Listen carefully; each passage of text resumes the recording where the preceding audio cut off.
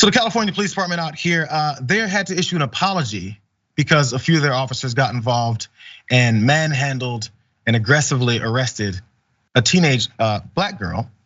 And I want you, this is over a pocket bike that she was riding down the street that they didn't really want to see her riding down the street because it was dangerous. Let's watch what she did to her. They did to her.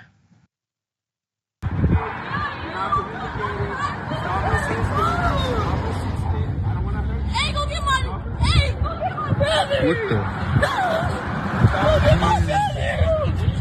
Did you just try to bite me? Did you just try to bite me?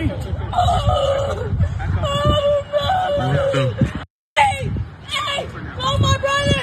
Call my brother! Call my brother!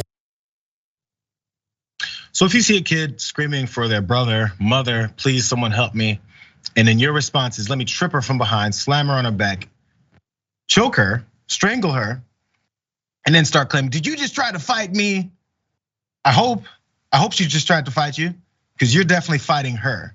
In fact, beating her up. That's not the end of it, of course, because they slam her into the police vehicle any way they want. Let's look at that too.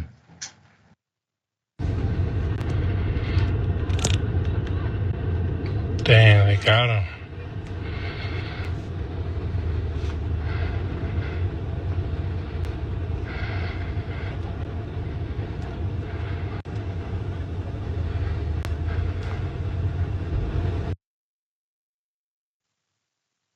So really quickly, a few more details on this and how this all went down. As I mentioned, there was the pocket bike that she was riding, and that's where this whole thing came from. So the video, as we saw, has been going viral around on social media. It showed Rialto police officers kneeling on a teenage girl and holding her neck with their hands.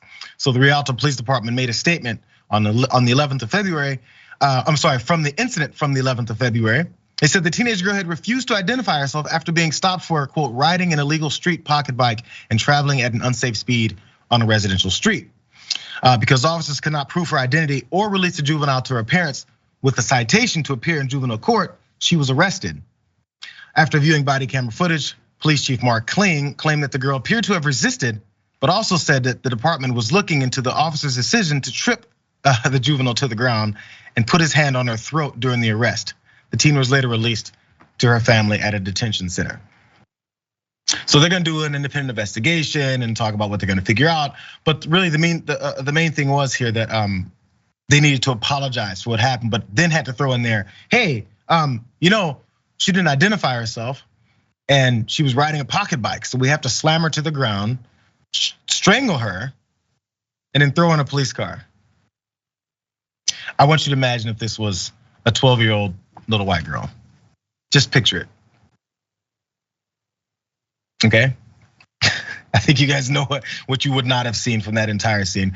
So this same officer, he's on administrative leave. He's while they do this investigation. But some people on social media were responding to this, and I did want to point out a couple of these because the second one really stood out to me. So first of all, the first guy said wouldn't happen if she was a white teenager, as we've already all pointed out. We've seen that. And secondly, from the second one, this one stood out to me. So she said, "Cops, sweetheart, you can't ride that on the street. It's dangerous. And we have to take it unless you let us call your parents and we'll release it to them. End of story. You don't escalate it by creating a dangerous situation by slamming a child to the ground and scarring her for life."